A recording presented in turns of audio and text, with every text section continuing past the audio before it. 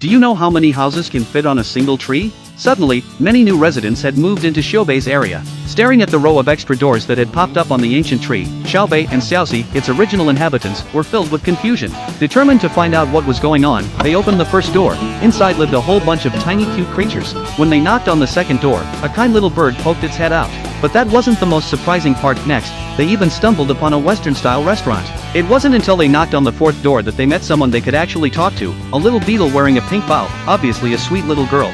Faced with Xiaobei and Xiaoxi's questions, the beetle looked as if she'd run into the landlord and landlady. She answered timidly, stammering so much she could barely get a complete sentence out.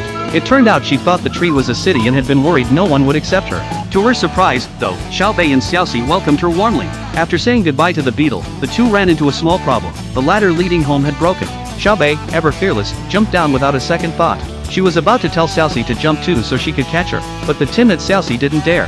So Xiaobei decided to go back and find tools to fix the ladder, leaving Xiaoxi to wait where she was. Just then, a little flying squirrel who sold drinks appeared. With the squirrel's help, Xiaoxi finally made it down safely to reunite with Xiaobei.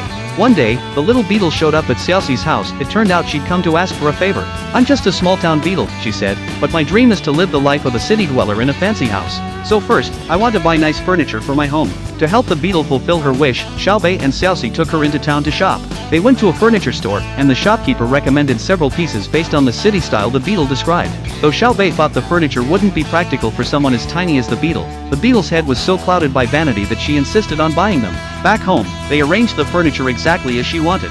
Seeing how happy the beetle was, Xiaobei and Xiaoxi didn't say anything more. But after that goodbye, the beetle didn't visit them for a long time. Worried that something had happened to her, the two went to her house. They knocked for ages with no response, so Xiaobei hurried to open the door only to find the beetle lying completely still, unable to move. When they walked over, they realized she was just too hungry to move. Xiaoxi quickly fetched some food, and the beetle finally explained what had happened. The cabinet handle had broken, so she couldn't get to her food. The chair was too tall, and when she flew up to it, she accidentally hit the ceiling. Even sleeping in her new bed gave her frequent nightmares. So the beetle asked Xiaobei for help again, and with their support, she switched back to her old furniture. In that moment, she finally understood, a life of vanity couldn't bring her real happiness. Because true happiness always starts with living in the present.